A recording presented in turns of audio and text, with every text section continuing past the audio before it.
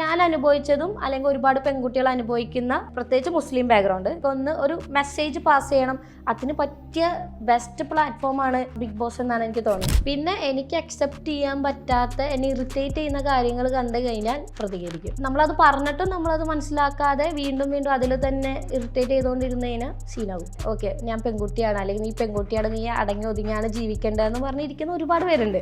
അപ്പോൾ അതിൻ്റെ ആ കാലഘട്ടമൊക്കെ കഴിഞ്ഞു, അതൊക്കെ ഇനി മാറി പുറത്തേക്ക് വരണം. അങ്ങനെ പുറത്തേക്ക് വരുന്ന ആൾക്കാർ ഭയങ്കര അഹങ്കാരികളാണ്, തോന്നിവാസിയാണ്, അങ്ങനത്തെ ഒരു ലെവലിലാണ് ആൾക്കാർ കാണുന്നത്. മനസ്സിലായി, മണ്ടന്മാരാണ്. സോറി.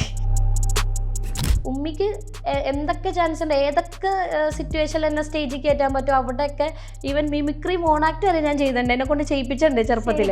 നമ്മൾ ഫിസിക്കൽ ട്രെയിനർ അല്ല, നമ്മൾ ഫിസിക്കൽ എഡ്യൂക്കേഷൻ ടീച്ചറാണ്. കാരണം രാവിലെ 6 മണിക്ക് തുടങ്ങിയിട്ടുണ്ടെങ്കിൽ 8:30 മണി വരെ പ്രാക്ടിക്കൽസ് ഉണ്ട് ഗ്രൗണ്ടിൽ, 10 മണി തൊട്ട് 1 മണി വരെ തിയറി സെക്ഷൻ ഉണ്ട്. അത് കഴിഞ്ഞ് വീണ്ടും 4 തൊട്ട് 6:30 വരെ വീണ്ടും ഈവനിങ് പ്രാക്ടീസ് ഉണ്ട്. അത് കഴിഞ്ഞ് അസൈൻമെന്റ്, സെമിനാർ, റെക്കോർഡ്, മറ്റേത് മറിച്ചത്, തീസിസ്, ഇതെല്ലാം ചെയ്ത് കഴിഞ്ഞിട്ടാണ് കിടന്നുറങ്ങുന്നത്. നമ്മൾ ഈ ഡോക്ടറിന് പഠിക്കുന്ന ആൾക്കാരെക്കാൾ കൂടുതൽ ടൈം ഈ ഒരു ഫീൽഡിലേക്ക് വേണ്ടി നമ്മളാണ് ഇൻവെസ്റ്റ് ചെയ്യുന്നത്. ഇന്റർവ്യൂവിന് മുന്നേ ഞാനിങ്ങനെ ഫിസിക്കൽ എഡ്യൂക്കേറ്റർ അങ്ങനെ പല വാക്കുകൾ പറയുമ്പോൾ അല്ല, ഫിസിക്കൽ എഡ്യൂക്കേഷൻ ടീച്ചർ എന്നുള്ള ടേം എടുത്തു പറഞ്ഞു. അതെന്താണ്, എന്തുകൊണ്ടാന്ന് വെച്ച് കഴിഞ്ഞാൽ മിക്കവരും സ്കൂളിൽ അല്ലെങ്കിൽ കോളേജിലുള്ള ഫിസിക്കൽ എഡ്യൂക്കേഷൻ ടീച്ചേഴ്സിനെ പറയുന്ന പി ടി ടീച്ചർ എന്നാണ്. ശരിക്കും പി ടി എന്ന് പറഞ്ഞിട്ടുണ്ടെങ്കിൽ ഫിസിക്കൽ ട്രെയിനറാണ്. നമ്മൾ ഫിസിക്കൽ ട്രെയിനർ അല്ല, നമ്മൾ ഫിസിക്കൽ എഡ്യൂക്കേഷൻ ടീച്ചറാണ്. കാരണം നമ്മൾ ഈ BPEDും MPED ഒക്കെ കഴിഞ്ഞിട്ടാണ് ഈ ടീച്ചിങ്ങിൻ്റെ ഒരു ലെവലിലേക്ക് വരുന്നത്. മറ്റേത് അവർക്ക് BPEDിൻ്റെയും MPEDിൻ്റെ ആവശ്യമില്ല, ജസ്റ്റ് കോച്ചിങ്ങും അതുപോലെ കോച്ചിങ് കാര്യങ്ങൾ മാത്രം മതി. അപ്പോൾ അതാണ് ഒരു വ്യത്യാസം. അപ്പോൾ നമ്മൾ ഇത്രയും വർഷം കഷ്ടപ്പെട്ട് പഠിച്ച്, ഞാൻ ഇതിനു മുന്നേ ഒരു ഇതിൽ പറഞ്ഞിട്ടുണ്ട്, അതായത് നമ്മൾ രാവിലെ 6 മണിക്ക് തുടങ്ങിയിട്ടുണ്ടെങ്കിൽ 8:30 മണി വരെ പ്രാക്ടിക്കൽസ് ഉണ്ട് ഗ്രൗണ്ടിൽ. അത് കഴിഞ്ഞ് 10 മണി തൊട്ട് 1 മണി വരെ തിയറി സെക്ഷൻ ഉണ്ട്. അത് കഴിഞ്ഞ് വീണ്ടും 4 തൊട്ട് 6:30 വരെ വീണ്ടും ഈവനിങ് പ്രാക്ടീസ് ഉണ്ട്. അത് കഴിഞ്ഞ് അസൈൻമെന്റ്, സെമിനാർ, റെക്കോർഡ്, മറ്റേത് മറിച്ചത്, തീസിസ്, ഇതെല്ലാം ചെയ്ത് കഴിഞ്ഞിട്ടാണ് കിടന്നുറങ്ങുന്നത്. കാരണം നമ്മൾ ഈ ഡോക്ടറിന് പഠിക്കുന്ന ആൾക്കാരെക്കാൾ കൂടുതൽ ടൈം ഈ ഒരു ഫീൽഡിലേക്ക് വേണ്ടി നമ്മളാണ് ഇൻവെസ്റ്റ് ചെയ്യുന്നത്. അപ്പോൾ അത്രയും ഈ ഹാർഡ് വർക്കൊക്കെ ചെയ്തു വരുന്നവർക്ക് കിട്ടുന്ന ഒരു വില ഭയങ്കര കുറവാണ്. പൊതുവേ സ്കൂളിലൊക്കെ ആണെങ്കിലും പി ടി ടീച്ചർ എന്ന് വിളിക്കുന്ന കേൾക്കുമ്പോഴേ ഭ്രാന്ത് വരും. കാരണം നമ്മളാണ് ഏറ്റവും കൂടുതൽ കഷ്ടപ്പെട്ട് ഇങ്ങനെ എത്തുന്നത്. പക്ഷേ അതേ ആറ്റിറ്റ്യൂഡ് തന്നെയാണ് ഇവൻ ടീച്ചേഴ്സിനും പ്രിൻസിപ്പളിനൊക്കെ. നമ്മൾ വെറുതെ ഡിസിപ്ലിൻ നോക്കുക, പിള്ളേരെ ബസ്സിൽ കയറ്റി വിടുക, വടിയായിട്ട് ഇൻ്റർവൽ ടൈമിലൊക്കെ ഇങ്ങനെ വടിയായിട്ട് നടക്കുക. എക്സാക്ട്ലി. നമുക്കിപ്പം പി ടി ടീച്ചേഴ്സ് എന്ന് പറയുമ്പം സിനിമകളിലാണെങ്കിൽ പോലും എപ്പോഴും ഒരു വടി, അത് മസ്റ്റാണ്. വടി ഇങ്ങനെ കയ്യിൽ പുറകിൽ കെട്ടിയ ഒരു നിപ്പ്, ഇതൊക്കെ നമുക്ക് അല്ല, ഡിസിപ്ലിൻ എന്ന് പറയുന്നത് എല്ലാ ടീച്ചേഴ്സും ചെയ്യേണ്ട അല്ലെങ്കിൽ കുട്ടികൾക്ക് കൊടുക്കേണ്ട ഒരു കാര്യമാണ്. അത് ഫിസിക്കൽ എഡ്യൂക്കേഷൻ ടീച്ചർ മാത്രമല്ല, ഫിസിക്കൽ എഡ്യൂക്കേഷൻ ഒരു ട്രെയിനിങ് പരമായിട്ട് പോകുമ്പോൾ ശരിയാണ്, ഡിസിപ്ലിൻ ട്രെയിനിങ്ങിൻ്റെ ഇൻചാർജ് ആരാണോ അവരാണ് കൊടുക്കേണ്ടത്. പക്ഷേ ടീച്ചേഴ്സിൻ്റെ എല്ലാം റെസ്പോൺസിബിലിറ്റിയാണ് ഡിസിപ്ലിൻ നോക്കുക എന്നുള്ളത്. അല്ലാതെ മിക്ക സ്കൂളുകളും, പ്രത്യേകിച്ച് CBSE സ്കൂളൊക്കെ നിങ്ങൾ പോയി കഴിഞ്ഞിട്ടുണ്ടെങ്കിൽ കാണാൻ പറ്റും, ഡിസിപ്ലിൻ ഇൻചാർജ് എന്ന് പറഞ്ഞാൽ അവിടെ ഫിസിക്കൽ എഡ്യൂക്കേഷൻ ടീച്ചറിൻ്റെ പേരായിരിക്കും ആദ്യം ഉണ്ടാവുക. അതിൻ്റെ അണ്ടറിലായിരിക്കും ബാക്കിയുള്ളവർ വരുന്നത്. അതെന്തുകൊണ്ടാണ് ആളുകൾക്ക് അതിനെപ്പറ്റിയുള്ള എക്സ്പോഷർ. ഞാനിപ്പോ ടീച്ചിങ് പഠിച്ചപ്പോ ഇനി PhD ചെയ്യാനുള്ള പ്ലാനാ. അപ്പൊ എല്ലാവരും ഇതിന് PhD ഉണ്ടോ തോന്നി. അതാ, അപ്പൊ അത് അറിവില്ലായ്മ കൊണ്ടാണ്. ഞാൻ ക്ഷമിച്ചു കുഴപ്പമില്ല. ശരിക്കും ഇപ്പൊ പറഞ്ഞില്ലേ, തിയറി ഉണ്ട്, തീസിസ് ഉണ്ട്. അപ്പം നമുക്ക് ഫിസിക്കൽ എഡ്യൂക്കേഷൻ ഒക്കെ എല്ലാം ഓട്ടം ചാട്ടം ആ ഒരു സാധനം നമുക്ക് അതിന് അറിവില്ലാത്തതുകൊണ്ടാണ്. എനിക്കാണെങ്കിലും അതിനെപ്പറ്റി അറിവില്ല. ഈവൻ എനിക്കാണെങ്കിലും ജോയിൻ ചെയ്യുന്നതിന് മുന്നേ BPED, bachelor of physical education. അപ്പോൾ ഈ ഡിഗ്രി കഴിഞ്ഞിട്ടാണ് ഞാൻ BPED ചെയ്തത്. അപ്പോൾ ഈ BPED ജോയിൻ ചെയ്യുന്നതിന് മുന്നേ എൻ്റെ വിചാരം അധികം പഠിക്കാനൊന്നും ഉണ്ടാവില്ല, അപ്പോൾ ഈസി ആയിരിക്കും എന്ന് വിചാരിച്ച് പോയി ജോയിൻ ചെയ്തതാണ്. പക്ഷെ പെട്ടുപോയി. രാവിലെയും വൈകുന്നേരം വർക്കൗട്ടും കാര്യങ്ങളുണ്ട്, അത് അതിൻ്റെ ഇടയിൽ ക്ലാസ്, ഉറക്കം വരും നമ്മൾ. പക്ഷെ എന്നാലും നമ്മൾ തിയറിയും കാര്യങ്ങളും, ഈ തിയറി എന്ന് പറയുമ്പോൾ ജസ്റ്റ് ഇംഗ്ലീഷും സോഷ്യോളജിയും ഒന്നല്ല, anatomy, physiology, kinesiology, biomechanics, sports medicine, sports science, history, Olympic, അങ്ങനെ എല്ലാം പഠിക്കണം. അതിൻ്റെ കൂടെ ഈ സോഷ്യോളജിയും ഇംഗ്ലീഷും അതുപോലെ തന്നെ കമ്പ്യൂട്ടർ ബേസ്ഡ് ആയിട്ടുള്ള കാര്യങ്ങൾ ഇതെല്ലാം പഠിക്കണം. ഇതെല്ലാം പഠിച്ചിട്ടാണ് നമ്മൾ ഫിസിക്കൽ എഡ്യൂക്കേഷൻ ടീച്ചർ ആവുന്നത്. പലർക്കും ഇതൊരു പുതിയ അറിവായിരിക്കും, ഒട്ടുമിക്ക ആൾക്കാർക്ക്. സെയിന്റ് ട്രീസാസിലെ ഫിസിക്കൽ എഡ്യൂക്കേഷൻ ടീച്ചർ പ്രൗഡാണ്. സെന്റ് ട്രീസാസിലെ ഫിസിക്കൽ എഡ്യൂക്കേഷൻ അല്ലേ പഠിച്ചത്? അതെ, അവിടെ തന്നെയാണ് ഡിഗ്രി പഠിച്ചത്. ഒരു സെയിന്റ് ട്രീസാസ് പ്രോഡക്റ്റ് ആണ്. അതെ, അതാണ് ഏറ്റവും ഹൈലൈറ്റ് ആയിട്ട്. കാരണം സെയിന്റ് ട്രീസാസ് എന്ന് പറയുമ്പോൾ എല്ലാവർക്കും നമ്മൾ കേട്ട് ഇങ്ങനെ തഴമ്പിച്ച ഒരു കോളേജ് നെയിമാണ്. കാരണം ഒന്ന് ഗേൾസ് കോളേജ് ആണെന്നുള്ളത് കാരണം എല്ലാവർക്കും ഇങ്ങനെ ഒരു ഹൈപ്പ് തോന്നിക്കുന്ന ഒരു ഞങ്ങൾ സംഭവം. അടുത്ത കൊല്ലം സെന്റ് റിസസ് 100 വർഷം തികയാണ്. അപ്പോൾ അതിന്റെ ഒരു സെലിബ്രേഷനും കൂടിയായിട്ട് കോളേജ് ഇപ്പോൾ മുന്നോട്ട് പോയിക്കൊണ്ടിരിക്കും. അതെ അല്ലേ. സെയിന്റ് ട്രീസാസിനെ പറ്റി എന്താ പറയുള്ളൂ? ഇത്രയും വർഷമായിട്ട് ഇപ്പോൾ അവിടെ ജോലി കൂടെ ചെയ്യുകയാണ്. വാട്ട് ഇസ് സെയിന്റ് ട്രീസാസ് നമുക്കറിയാം, ബട്ട് സ്റ്റിൽ ആ സെയിന്റ് ട്രീസാസിന്റെ vibe is very different. Exactly very different. അവിടുത്തെ കുട്ടികളാണെങ്കിലും അവരുടെ potential and you know vibe is very talent. അതെ, ടാലന്റ്. അത് എനിക്കൊന്ന് അപ്ബ്രിങ് ചെയ്യുന്നോണ്ടായിരിക്കാം അത് പുറത്തു വരുന്നത്. അത് അതിനുള്ള ഒരു സിറ്റുവേഷൻ ഉള്ളത് സിറ്റുവേഷൻ കോളേജുകാർ ഉണ്ടാക്കി കൊടുക്കുന്നത് കൊണ്ടാണ്. Exactly. For me saint Teresa's is my first love. കാരണം എൻ്റെ ജീവിതത്തിലെ ഏറ്റവും ബ്യൂട്ടിഫുൾ ആയിട്ടുള്ള 3 വർഷം ഞാൻ ഈ കോളേജിൽ പഠിച്ച ആ 3 വർഷം തന്നെയാണ്. ആ ഒരു കാലഘട്ടത്തിലാണ് ഞാൻ ഏറ്റവും കൂടുതൽ ലൈഫ് എന്താണെന്ന് പഠിച്ചതും. എനിക്ക് ഒരുപാട് എക്സ്പീരിയൻസ് ഉണ്ടായിട്ടുണ്ട്. കാരണം ഞാൻ യൂണിയൻ മെമ്പർ ആയിരുന്നു, NSSൻ്റെ വോളണ്ടിയർ ആയിരുന്നു, പിന്നെ പല ക്ലബ്ബുകളിലൊക്കെ മെമ്പർ ആയിരുന്നു. കൂടാതെ കലോത്സവം എന്ന് പറയുന്ന ഒരു വേദി, കലോത്സവത്തിൻ്റെ ഒരു ടൈം എന്ന് പറഞ്ഞു കഴിഞ്ഞാൽ നമ്മൾ ലൈഫ് എന്താണെന്ന് ശരിക്കും പഠിക്കും. അപ്പോൾ സെന്റ് റിസസ് ആണ് ശരിക്കും എന്നെ കുറച്ചും കൂടി ഒന്ന് മോൾഡ് ചെയ്തെടുത്തത് സെന്റ് റിസസ് ആണ്. എൻ്റെ ലൈഫ് ടേണിംഗ് പോയിന്റ് തന്നെ സെന്റ് റിസസിൽ ജോയിൻ ചെയ്തതിന് ശേഷമാണ്. നമുക്ക് അതുവരെ ഉണ്ടായിരുന്ന കാഴ്ചപ്പാടും കൺസെപ്റ്റൊക്കെ മാറിയത് ഞാൻ STCയിൽ ജോയിൻ ചെയ്തതിന് ശേഷം. കാരണം അവിടെ നിന്നുള്ള ടീച്ചേഴ്സ് എന്ന് പറഞ്ഞാൽ ഏറ്റവും ബെസ്റ്റ് ടീച്ചേഴ്സ്. ഞാൻ മഹാരാജാസിൽ പഠിച്ചിട്ടുണ്ട്, കാലിക്കറ്റ് യൂണിവേഴ്സിറ്റിയിൽ ഒരു 4.5 കൊല്ലം പഠിച്ചിട്ടുണ്ട്, സെന്റ് റിസസിൽ പഠിച്ചിട്ടുണ്ട്, പിന്നെ ആൽബർട്ട്സിലൊക്കെ വർക്ക് ചെയ്തിട്ടുണ്ട്. പക്ഷെ ഇവിടെ എല്ലായിടത്തും നോക്കിക്കഴിഞ്ഞിട്ടുണ്ടെങ്കിൽ എനിക്ക് ഫീൽ ചെയ്തിട്ടുള്ള ഏറ്റവും ബെസ്റ്റ് ടീച്ചേഴ്സ് ഉള്ളത് സെന്റ് റിസസിലാണ്. മനസ്സിലായത്. നമ്മൾ തമ്മിൽ ചെറിയൊരു പരിചയമുണ്ട്. അങ്ങനെ എനിക്ക് സെന്റ് റീസസിൽ വരാനുള്ള ചാൻസും കിട്ടി. ഇവൻ ദോ ഞാൻ അവിടെ പഠിച്ചിട്ടില്ലെങ്കിൽ എനിക്ക് അവിടെ വരാനുള്ള ചാൻസ് കിട്ടി. അപ്പൊ എനിക്ക് ഫീൽ ചെയ്യാം ലൈക്ക് നിങ്ങളുടെ ഇന്ററാക്ഷൻ, ടീച്ചേഴ്സിനോടുള്ള ഇന്ററാക്ഷനും ഈവൻ സിസ്റ്റേഴ്സ് എടുത്ത് പറയേണ്ടതാണ്. അവർ നിങ്ങളോട് സംസാരിക്കും. പ്രിൻസിപ്പൽ അതെ, exactly. She is very sweet actually. അവർ നിങ്ങളോട് മിങ്കിൾ ചെയ്യുന്ന കാണുമ്പോൾ അറിയാം നിങ്ങളുമായിട്ട് എത്രത്തോളം ബോണ്ടഡ് ആണ് എന്നുള്ളത്. എൻ്റെ കൂടെ സെയിന്റ് റീസാസിൽ പഠിച്ചിറങ്ങിയ ഒരാളുണ്ടായിരുന്നു, ഡോണ ചേച്ചി. ആളോടാണെങ്കിലും ഇത്രയും വർഷം പഠിച്ചിറങ്ങിയാണ്, പക്ഷെ ഡോണാന്ന് വന്ന് വിളിച്ച് ആ സ്നേഹം നമുക്ക് റിഫ്ലക്ട് ചെയ്യാൻ പറ്റുന്നുണ്ട്. എന്താ സെയിന്റ് റീസാസിൽ പഠിച്ചത് എന്തായിരുന്നു? സെന്റ് റിസസിൽ ഞാൻ BA ഇംഗ്ലീഷ് ലിറ്ററേച്ചർ ആയിരുന്നു. PG ചെയ്യാൻ സമ്മതിച്ചില്ല. കാരണം BA ഒക്കെ നന്നായിട്ട് പഠിച്ചതുകൊണ്ട് PGക്ക് എന്നോട് ലിറ്ററേച്ചർ എടുക്കേണ്ടെന്ന് ടീച്ചേഴ്സ് എന്നെ പറഞ്ഞു. അങ്ങനെയാണ് ഞാൻ വേറെന്ത് പഠിക്കും എന്നാലോചിച്ചപ്പോഴാണ് എൻ്റെ +2 സാർ എന്നോട് പറഞ്ഞാൽ നീ എന്തായാലും സ്പോർട്സ് ചെയ്യുന്നതിൽ BPED എടുക്കാൻ പറഞ്ഞു. അങ്ങനെയാണ് ഞാൻ BPEDലേക്ക് പോയത്. ഓക്കെ. അപ്പോൾ പണ്ട് തൊട്ടേ സ്പോർട്സ് ആയിരുന്നോ? കബഡി ഒക്കെ ഉണ്ടായിരുന്നു? പണ്ട് തൊട്ടേ സ്പോർട്സ് അല്ല, ഞാൻ ആക്ച്വലി +1 +2ലാണ് സ്പോർട്സ് വന്നത് ആ ഒരു ഫീൽഡിലേക്ക്. അതിന് മുന്നേ സ്കൂളിൽ CBSE സ്കൂളായിരുന്നു. അപ്പോൾ 10th വരെ സ്പോർട്സ് സ്കൂളിൻ്റെ അകത്തേ ഉള്ളതേ ഉള്ളൂ. അപ്പോൾ അതിൽ നമ്മളെല്ലാം ഓട്ടത്തിനും ചാട്ടത്തിനൊക്കെ അങ്ങനെ കയറുന്നല്ലാതെ വേറെ ഒരു എക്സ്പോഷർ കിട്ടിയിട്ടുണ്ടായിരുന്നില്ല. +1 +2 ജോയിൻ ചെയ്തത് ഒരു കേരള സിലബസ് സ്കൂളിലായിരുന്നു. അപ്പോൾ ഞാനിങ്ങനെ ആക്റ്റീവാണെന്ന് കണ്ടപ്പോൾ എൻ്റെ ഒരു ഫ്രണ്ടാണ് പറഞ്ഞത് ഇവിടെ ഒരു സാറുണ്ട്, നീ സാറിൻ്റെ അടുത്ത് പോയി നമുക്കൊരു ടീം റെഡിയാക്കാം. അങ്ങനെ സാറ് കബഡിയുടെ കോച്ചായിരുന്നു, ജോഷി സാർ എന്നാ പേര്.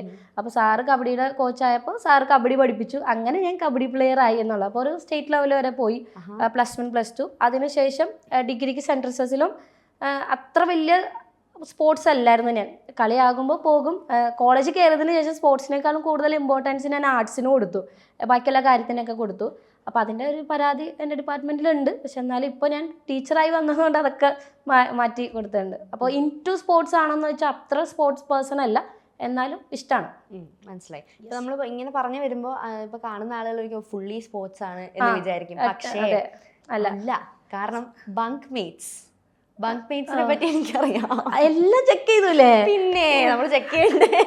ബങ്ക്മേറ്റ്സ് എന്താന്ന് പറയൂ, ആൾക്കാർക്ക് അറിയട്ടെ. ബങ്ക്മേറ്റ്സ് എന്ന് പറഞ്ഞാല് ഞാൻ തുടങ്ങിയ ഒരു യൂട്യൂബ് ചാനലാണ്. അതൊക്കെ ഉണ്ടായിരുന്നില്ലേ? ഓക്കെ. അത് ഞാൻ വെറുതെ ഇങ്ങനെ ഇരുന്നപ്പോൾ കൊറോണ ടൈമിൽ അറിയാലോ എല്ലാവരും കുക്കിങ്ങും അതുപോലെ തന്നെ കേക്ക് ബേക്കിങ്ങും യൂട്യൂബും ഒക്കെ തുടങ്ങിയത് കൊറോണ. എക്സാക്ട്ലി 3 years മുന്നെയാണ് ഫസ്റ്റ് വീഡിയോ വരുന്നത്, if I am sure. Right. But I am not sure. ഞാൻ മറന്നുപോയി ഗൈസ്. അതെ, ജോലിക്ക് കയറിയതിന് ശേഷം യൂട്യൂബിൽ അപ്ലോഡ്സ് ഒന്നും ചെയ്തിട്ടില്ല. ബങ്ക്മേറ്റ്സ് ചെറിയൊരു ചാനലാണ്, ഞാനിങ്ങനെ ചെറിയ വ്ളോഗൊക്കെ ചെയ്യും. അങ്ങനെ. അപ്പൊ ഇൻടു ആർട്സ് അങ്ങനെയും പറയാം അല്ലേ? എനിക്കിഷ്ടമാണ്. എനിക്കിങ്ങനെ ആക്റ്റീവായിട്ട് നടക്കാൻ ഇഷ്ടമാണ്. പിന്നെ ഇതേപോലെ ഇന്റർവ്യൂസ് ചെയ്യാൻ ഇഷ്ടമാണ്. ഞാൻ ഇതേപോലെ കുറച്ച് ഇന്റർവ്യൂസ് ഒക്കെ ചെയ്തിട്ടുണ്ട്. അതെനിക്കറിയില്ല. കുറച്ച് സെലിബ്രിറ്റീസിനൊക്കെ ഇന്റർവ്യൂ ചെയ്തിട്ടുണ്ട്. അതെയോ? അതെ. അപ്പോൾ അങ്ങനെയൊക്കെ ഇഷ്ടമാണ്. പിന്നെ ആങ്കറിങ് ഭയങ്കര ഇഷ്ടമുള്ള ഫീൽഡാണ്. പിന്നെ നമുക്ക് റൈഡിങ്, ബുള്ളറ്റ് റൈഡറാണ് ഞാൻ. അപ്പോൾ എനിക്ക് റൈഡിങ് ഭയങ്കര ഇഷ്ടമാണ്. എനിക്ക് സ്ഥലങ്ങൾ എന്താ പറയുക എക്സ്പ്ലോർ ചെയ്യാൻ ഭയങ്കര ഇഷ്ടമാണ്. എനിക്ക് ആദ്യത്തെ വീഡിയോസ് ഫുള്ള് അതിനെ ബേസ്ഡ് ആയിരുന്നു. വീൽ എക്സ്പ്ലോർ കൊച്ചി എന്നുള്ള സ്റ്റാർട്ട് ചെയ്തത്. പയ്യെ എല്ലാ ജോണേഴ്സും ക്യാച്ച് ചെയ്ത് വന്നു. അത് സാഹചര്യം അനുസരിച്ച് അങ്ങനെ പോയതാണ്. പിന്നെ വലുതായിട്ട് നമുക്ക് ട്രാവൽ ചെയ്യാനായിട്ടുള്ള ഒരു ഫിനാൻഷ്യൽ സപ്പോർട്ടൊന്നും അധികം ഉണ്ടായിരുന്നില്ല. അപ്പം പിന്നെ ജോബ് നമുക്ക് ഇമ്പോർട്ടൻ്റ് ആയത് കാരണം പിന്നെ ജോബിലേക്ക് ഫോക്കസ് ചെയ്യേണ്ടി വന്നു. മനസ്സിലായി. എനിക്ക് തോന്നുന്നു ലേഡീസ് ഈ ഒരു ഫീൽഡിലേക്ക് ഇറങ്ങുന്നത് ഇപ്പൊ മെയിൻലി കൂടുതൽ ഫിസിക്കൽ എഡ്യൂക്കേഷനിലേക്ക് ഇറങ്ങുന്നത് വളരെ കുറവായിരിക്കും. അപ്പം പലപ്പോഴും ഒരു ക്വസ്റ്റ്യൻ വന്നേക്കാം, വൈ ദിസ് എന്നുള്ളത്. അങ്ങനെ ഒരു ക്വസ്റ്റ്യൻ ഫാമിലിയുടെ സൈഡിൽ നിന്നോ അല്ലെങ്കിൽ ഫ്രണ്ട്സിന്റെ സൈഡിൽ നിന്നോ വന്നിരുന്നോ? ഫാമിലിയുടെ സൈഡ് പറയുകയാണെങ്കിൽ ഞാനൊരു മുസ്ലിമാണ്. അപ്പോൾ നിങ്ങൾക്ക് ഊഹിക്കാം, ഒരു മുസ്ലിം കുട്ടി ചെറുപ്പത്തിലെ സ്പോർട്സ് ചെയ്യുമ്പോൾ ഉണ്ടാവുന്ന ഒരു റെസ്ട്രിക്ഷൻസ്. പക്ഷേ എൻ്റെ ഉമ്മി എന്ന് പറയുന്നത്, എൻ്റെ ഉമ്മിക്ക് ഭയങ്കര എക്സ്പ്ലോർ ചെയ്യാൻ ഇഷ്ടമുള്ള ആളാണ്, ഇപ്പോഴും ആളാണ്. അപ്പോൾ ഉമ്മിക്ക് എന്തൊക്കെ ചാൻസ് ഉണ്ട്, ഏതൊക്കെ സിറ്റുവേഷനിൽ എന്നെ സ്റ്റേജിൽ കയറ്റാൻ പറ്റും അവിടെയൊക്കെ, ഈവൻ മിമിക്രി മോണാക്ട് വരെ ഞാൻ ചെയ്തിട്ടുണ്ട്, എന്നെ കൊണ്ട് ചെയ്യിപ്പിച്ചിട്ടുണ്ട് ചെറുപ്പത്തിൽ. അപ്പോൾ ഡാൻസ്, പാട്ട്, മിമിക്രി, മോണാക്ട്, ഡ്രാമ എല്ലാത്തിനും എന്നെ ഉമ്മി കൊണ്ട് സ്റ്റേജിൽ കയറ്റും. കാര്യം എൻ്റെ ചേച്ചി ഒട്ടും ആക്റ്റീവ് അല്ല, ഞാനാണ് കുറച്ചും കൂടി ആക്റ്റീവായി നിൽക്കുന്നത്. അപ്പോൾ എനിക്ക് തോന്നുന്നു ഉമ്മി എൻ്റെ ഒരു റിഫ്ലക്ഷൻ അല്ലെങ്കിൽ ഉമ്മീൻ്റെ ഒരു റിഫ്ലക്ഷൻ എന്നിലുള്ളത് കൊണ്ടായിരിക്കാം എന്നെ തന്നെ ഇപ്പോൾ എല്ലാ പരിപാടിക്കും സ്റ്റേജിൽ കയറ്റും. അപ്പോൾ ഉമ്മിക്ക് ഞാൻ സ്പോർട്സ് ചെയ്യണമെന്നൊന്നും വലിയ താല്പര്യം ഉണ്ടായിരുന്നില്ല. പക്ഷേ എൻ്റെ ഫാമിലി മെമ്പേഴ്സൊക്കെ എന്തിനാ ഇങ്ങനെ വിടണേ, അയച്ചു വിട്ടേക്കാണ്, അങ്ങനത്തെ ഒക്കെ കുറേ ഡയലോഗൊക്കെ ഉണ്ടായിട്ടുണ്ട്, ഇപ്പോഴും ഉണ്ടായിട്ടുണ്ട്, ഇനിയും ഉണ്ടാവാൻ സാധ്യത ഉണ്ട്. അപ്പോൾ അങ്ങനെ ഒരു റെസ്ട്രിക്ഷൻ എപ്പോഴും ഉണ്ട്. പക്ഷേ ഫാമിലി മീൻസ് എൻ്റെ ഉമ്മയാണ് ഏറ്റവും കൂടുതൽ സപ്പോർട്ട് ചെയ്യുന്നത്. അപ്പോൾ ഉമ്മിയുടെ സപ്പോർട്ട് എനിക്ക് എപ്പോഴും ഉണ്ട്, ഇപ്പോഴും ഉണ്ട്. അപ്പോൾ ആ ഒരു രീതിയിൽ ഞാൻ മുന്നോട്ട് പോയിട്ടുള്ളൂ. അല്ലാതെ എനിക്ക് വേറൊരു ബുദ്ധിമുട്ടുണ്ടായിട്ടില്ല. പക്ഷേ ബുദ്ധിമുട്ടുണ്ടായിട്ടുണ്ട് നമ്മുടെ സ്പോർട്സിലെ കുട്ടികളുടെ ഇടയിൽ. അത് എനിക്ക് തോന്നുന്നു ഒട്ടുമിക്ക കുട്ടികളും ഫേസ് ചെയ്യുന്നൊരു കാര്യമാണ്. ഈവൻ കോച്ചസിനും അറിയാമായിരിക്കും, ടീച്ചേഴ്സിനും അറിയാം. അതായത് ഇപ്പോൾ സ്റ്റേറ്റ് ലെവലോ നാഷണൽ ലെവലോ വലിയ പ്ലെയർ ആയിട്ട് നിൽക്കുന്ന കുട്ടികൾ ഈ ജസ്റ്റ് ജോയിൻ ചെയ്ത കുട്ടികളോടുള്ള ആറ്റിറ്റ്യൂഡ് ഭയങ്കര മോശമാണ്. അപ്പോൾ അങ്ങനെയുള്ളത് ഈവൻ ടീച്ചേഴ്സ് പോലും ആ ഒരു ആറ്റിറ്റ്യൂഡ് കാണിക്കും. അപ്പോൾ സംഭവിക്കുന്നത് എന്താണെന്ന് വെച്ചിട്ടുണ്ടെങ്കിൽ, ഇപ്പോൾ കയറി വരാൻ ഉദ്ദേശിക്കുന്ന കുട്ടിക്ക് അതൊരു ഡീമോട്ടിവേഷൻ ആവും, അവരുടെ മൈൻഡ് ഭയങ്കര ഡൗൺ ആവും, പിന്നെ അതിലേക്കൊരു ഇൻട്രസ്റ്റ് കുറഞ്ഞു വരും. അങ്ങനെ ഒരു അനുഭവം എനിക്ക് ഉണ്ടായിട്ടുണ്ട്. അപ്പോൾ എൻ്റെ ഒരു പേഴ്സണൽ റിക്വസ്റ്റ് ആണ്, അങ്ങനെ ചെയ്യുന്ന സ്പോർട്സ് താരങ്ങളുണ്ടെങ്കിൽ അല്ലെങ്കിൽ ടീച്ചേഴ്സ് ഉണ്ടെങ്കിൽ അങ്ങനെ ഒരിക്കലും ഒരു കുട്ടീനെ, കയറി വരുന്ന ഒരു കുട്ടീനെ ഡീമോട്ടിവേറ്റ് ചെയ്യരുത്. അവർ മാക്സിമം സപ്പോർട്ട് ചെയ്ത്, എത്ര എബിലിറ്റി ഇല്ലാത്തവരാണെങ്കിലും നമ്മൾ ടീച്ചേഴ്സാണ് അല്ലെങ്കിൽ കോച്ചേഴ്സാണ് അവരുടെ എബിലിറ്റി ഇൻക്രീസ് ചെയ്ത് കൊണ്ടുവരേണ്ടത്. അപ്പോൾ അത് എല്ലാവരും ഒന്ന് ശ്രദ്ധിച്ചെന്നുള്ളതാണ്. എനിക്കൊന്ന് കുഞ്ഞിലെ ഒരു ഏജിൽ തൊട്ട് സ്റ്റാർട്ട് ചെയ്തുകൊണ്ടായിരിക്കാം, ആസ് വി കൻ സീ, എനിക്ക് നേരത്തെ ഇതിന് മുന്നേ തന്നെ കണ്ടിട്ടുള്ളത് കൊണ്ട് you are very vibrant. Actually വളരെ വൈബ്രന്റ് ആയിട്ട്, വളരെ ടോക്കറ്റീവ്. ഈവൻ എനിക്ക് ഏറ്റവും കൂടുതൽ അട്രാക്ട് ചെയ്ത സംഭവം is that you have a huge leadership quality. I guess എനിക്ക് അങ്ങനെ പറയാനാണ് തോന്നിയത്. മേ ബി എനിക്കറിയില്ല എന്തുകൊണ്ടാണെന്ന്. അത് റിഫ്ലക്ട് നമുക്ക് കാണാം, വി കൻ ഫീൽ ദാറ്റ്, നമുക്കറിയാം. അത് നമുക്ക് എനിക്ക് തോന്നുന്നു ഉടൻപണത്തിൽ പോയിരുന്നു, റൈറ്റ്? ആ ഒരു ഓപ്പർച്യൂണിറ്റി വരെ എത്തിയത് എങ്ങനെയായിരുന്നു?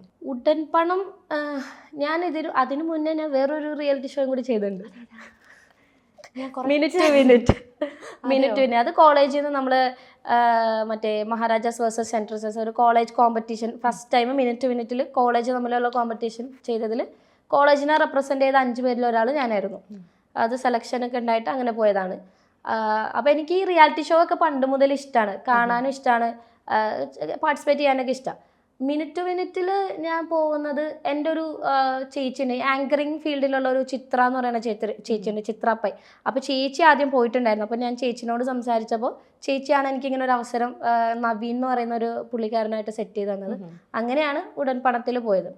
പ്രത്യേകിച്ച് റിസ്ക്കോ അല്ലെങ്കിൽ താമസമോ ഒന്നും ഉണ്ടായിരുന്നില്ല. നമ്മുടെ സ്റ്റോറിയും നമ്മുടെ ആറ്റിറ്റ്യൂഡൊക്കെ കണ്ടപ്പോൾ തന്നെ അവർ പെട്ടെന്ന് സെറ്റാക്കി തന്നു എല്ലാ കാര്യവും. അപ്പോൾ മിനിറ്റായി, ഉടൻപണമായി. അപ്പോൾ അടുത്തടുത്ത സ്റ്റെപ്സിലേക്ക് പ്രോഗ്രസ് ചെയ്യാനുള്ള ഒരു മൈൻഡ് സെറ്റ് ഉണ്ടല്ലോ, നെക്സ്റ്റ് അടുത്തത് എന്ത് എന്നുള്ളൊരു തോട്ട് ഉണ്ടല്ലോ, അത് തന്നെയാണ് എനിക്ക് ഒന്ന് ലീഡ് ചെയ്യുന്നത്. മാനിഫെസ്റ്റേഷൻ എന്നൊക്കെ വേണമെങ്കിൽ പറയാം, ലീഡ് ചെയ്യുന്നത് എന്ന് പറയാം. എന്തുകൊണ്ടാണ് ഈ ബിഗ് ബോസ് മോഹം വരാനുള്ള റീസൺ എന്താണ്? ബിഗ് ബോസ് എന്ന് പറയുമ്പോൾ ഒരുപാട് ജനങ്ങൾ കാണുന്ന ഒരു പ്ലാറ്റ്ഫോമാണ്. ഒരുപാട്, അതായത് എല്ലാ കാറ്റഗറിയിലെ ആൾക്കാരും ഇരുന്ന് കാണുന്ന ഒരു പ്രോഗ്രാമാണ്. അപ്പോൾ എനിക്ക് മെയിനായിട്ട് ബിഗ് ബോസിൽ പോകണമെന്ന് തോന്നിയെന്ന് പറഞ്ഞു കഴിഞ്ഞാൽ, നമുക്ക് പറയാനുള്ള കുറേ മെസ്സേജുകൾ ഉണ്ടല്ലോ. ഇപ്പം ഞാൻ നേരത്തെ ഫിസിക്കൽ എഡ്യൂക്കേഷനെ കുറിച്ച് പറഞ്ഞതുപോലെ തന്നെ ഞാൻ അനുഭവിച്ചതും അല്ലെങ്കിൽ ഒരുപാട് പെൺകുട്ടികൾ അനുഭവിക്കുന്ന പ്രത്യേകിച്ച് മുസ്ലിം ബാക്ക്ഗ്രൗണ്ട്, ഞാനത് എടുത്തു പറയണോണ്ട് ആർക്കൊന്നും തോന്നേണ്ട കാര്യമൊന്നുമില്ല.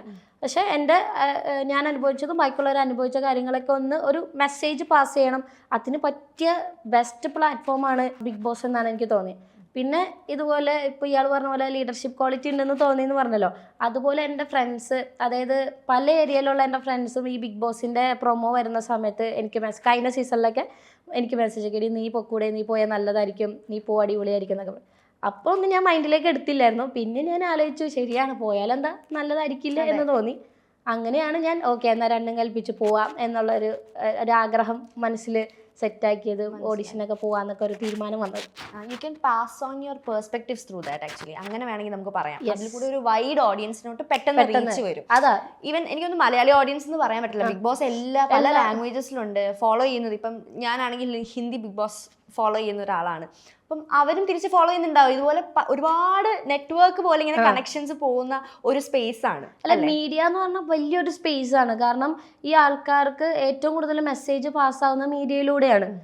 മനസ്സിലായില്ല? അപ്പോൾ അത് എവിടെ ഇരിക്കുന്ന ആൾക്കാർക്കാണെങ്കിലും പുറം ലോകത്ത് എന്താണ് സംഭവിക്കുന്നത് അല്ലെങ്കിൽ എന്തൊക്കെയാണ് കാര്യങ്ങൾ നടക്കുന്നത് എന്നുള്ള മെസ്സേജ് പാസ് ചെയ്യുന്ന ഈ മീഡിയ വഴിയാണ്. അപ്പോൾ ഈ ഒരു ബിഗ് ബോസ് പോലെ ഒരു റിയാലിറ്റി ഷോ എന്ന് പറഞ്ഞു കഴിഞ്ഞാൽ ഒട്ടുമിക്ക ആൾക്കാരും കാണുന്നത് കൊണ്ടാണ് എനിക്കൊരു ആ ഒരു ആഗ്രഹം വന്നത്. മനസ്സിലായി. എനിക്കൊന്ന് ഈ ബിഗ് ബോസ് പോലുള്ള പ്ലാറ്റ്ഫോംസിൽ കൂടുതൽ ഒബ്വിയസ്ലി സ്റ്റാൻഡ് ഔട്ട് ചെയ്ത് നിൽക്കുന്ന ആളുകളെയാണ് എപ്പോഴും ചൂസ് ചെയ്യുക. എനിക്കൊന്ന് ഇപ്പം റസ്മിനെ കാണുകയാണെന്നുണ്ടെങ്കിൽ ഒരു പക്ക മറ്റേ സോ കോൾഡ് ഗേളി ഗേൾ അല്ല. അത് കാരണം സ്റ്റാൻഡ് ഔട്ട് ചെയ്യുന്നു. You stand out. ഇന്നൊരു ക്രൗണിൽ നിൽക്കുമ്പോൾ വിൽ നോട്ടീസ് യു എന്നുള്ളതാണ് എനിക്ക് പേഴ്സണലി തോന്നിയത്.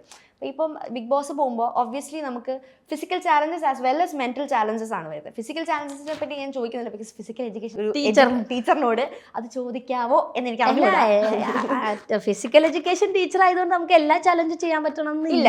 കാരണം ഓരോരുത്തർക്കും ഓരോ ലിമിറ്റേഷൻസും ബാരിയേഴ്സും ഉണ്ട്. അപ്പൊ അതനുസരിച്ച് ചെയ്യാൻ പറ്റുള്ളൂ. എങ്ങനെയാണ് അപ്പൊ അതിന് പ്രിപ്പയർ ചെയ്യുക? അഥവാ if you are getting a chance എന്നുണ്ടെങ്കിൽ how are you trying to prepare for that? അതെനിക്ക് തോന്നുന്നു ആ ടൈം ആവുമ്പോഴേ അതിന്റെ ഒരു ഇത് വരുള്ളൂ എന്ന് തോന്നുന്നു. എനിക്ക് ഇപ്പൊ കണ്ടിട്ടുണ്ടാവുമല്ലോ പ്രീവിയസ് സീസൺസ് ഒക്കെ കണ്ടിട്ടുണ്ട്. അപ്പോൾ അവിടെ അപ്പൊ നമുക്കൊരു അറ്റ്മോസ്ഫിയർ, നമുക്കൊരു ഐഡിയ ഉണ്ടല്ലോ. എല്ലാവരും പറയുന്ന ഒരു കാര്യമാണ്, നമ്മൾ പുറത്തുനിന്ന് പോലെ നോക്കുന്നത് പോലെ അല്ല, അകത്തേലും ഇറ്റ് ഇസ് വെരി ഡിഫറെന്റ് എന്നുള്ളത്. പക്ഷേ സ്റ്റിൽ നമ്മൾ ഇപ്പൊ എനിക്കൊരു ചാൻസ് കിട്ടാന്നിരിക്കട്ടെ, അങ്ങനെയാണെങ്കിൽ ഞാൻ ഇങ്ങനെ ഒരു സിറ്റുവേഷനാണ് ഞാൻ ഇങ്ങനെ റിയാക്ട് ചെയ്യുന്നൊക്കെ നമുക്ക് പുറത്തുനിന്നൊരു ധാരണ കാണുമല്ലോ. അങ്ങനെ what will be most difficult for you if you going in? എനിക്ക് ഏറ്റവും ഡിഫിക്കൽട്ടായിട്ട് തോന്നുക, ഞാൻ ഭയങ്കര സോഷ്യലായിട്ടുള്ള ആളാണ്. അപ്പോൾ ഒരു സ്ഥലത്ത് തന്നെ കുറേ നാൾ അടച്ചിടുക എന്നുള്ളതായിരിക്കും എനിക്ക് ഏറ്റവും ഡിഫിക്കൽട്ടായിട്ട് തോന്നുന്നത്. പിന്നെ എനിക്ക് അക്സെപ്റ്റ് ചെയ്യാൻ പറ്റാത്ത, എന്നെ ഇറിറ്റേറ്റ് ചെയ്യുന്ന കാര്യങ്ങൾ കണ്ടു കഴിഞ്ഞാൽ പ്രതികരിക്കും. അത് നമ്മൾ ഒരു കാര്യം സംസാരിക്കുമ്പോൾ എല്ലാവർക്കും അവരുടേതായ പെർസ്പെക്റ്റീവ് ഉണ്ടാവും. പക്ഷേ നമ്മളത് പറഞ്ഞിട്ടും നമ്മളത് മനസ്സിലാക്കാതെ വീണ്ടും വീണ്ടും അതിൽ തന്നെ ഇറിറ്റേറ്റ് ചെയ്തുകൊണ്ടിരുന്നതിന് ട്രിഗർ ചെയ്യാൻ വന്നാൽ സീനാകും. Which is needed I think. അല്ല, അങ്ങനെ നമ്മൾ ആരും സഹിച്ച് ജീവിക്കേണ്ട കാര്യമൊന്നുമില്ലല്ലോ. പക്ഷേ ഇപ്പോൾ 21ാം സെഞ്ച്വറി ആയാൽ പോലും എത്രയോ പെൺകുട്ടികളാണ് അവരുടെ ഫാമിലിയുടെ അണ്ടറിലും അല്ലെങ്കിൽ അവരുടെ ഹസ്ബൻഡിൻ്റെ അണ്ടറിലൊക്കെ ഇപ്പോഴും മിണ്ടാതെ സഹിച്ച് ഇങ്ങനെ ഓക്കെ ഞാൻ പെൺകുട്ടിയാണ് അല്ലെങ്കിൽ നീ പെൺകുട്ടിയാണ്, നീ അടങ്ങി ഒതുങ്ങിയാണ് ജീവിക്കേണ്ടതെന്ന് പറഞ്ഞിരിക്കുന്ന ഒരുപാട് പേരുണ്ട്. അപ്പോൾ അതിൻ്റെ ആ കാലഘട്ടമൊക്കെ കഴിഞ്ഞു. അതൊക്കെ ഇനി മാറി പുറത്തേക്ക് വരണം. എനിക്കൊന്ന് ആ സോഷ്യൽ ഒരു നോം എന്ന് വേണമെങ്കിൽ പറയാം, അല്ലെങ്കിൽ നമ്മൾ അബ്രിങ് ചെയ്ത ഒരു സ്റ്റൈല് കൊണ്ടായിരിക്കാം അങ്ങനെ ആയി പോകുന്നത്. അല്ല, അത് ഇൻജെക്റ്റഡ് ആണ്. ആൾക്കാർ പൊട്ടൻഷ്യൽ ഉള്ളവർക്ക് സ്റ്റാൻഡ് ഔട്ട് ചെയ്യുന്ന ഒരു തെറ്റാണ് എന്നുള്ള രീതിയിലാണ് നമ്മളെ പഠിപ്പിച്ച് വരുന്നത്. അങ്ങനെ പുറത്തേക്ക് വരുന്ന ആൾക്കാർ ഭയങ്കര അഹങ്കാരികളാണ്, തോന്നിവാസിയാണ്, അങ്ങനത്തെ ഒരു ലെവലിലാണ് ആൾക്കാർ കാണുന്നത്. മനസ്സിലായി, മണ്ടന്മാരാണ്. സോറി.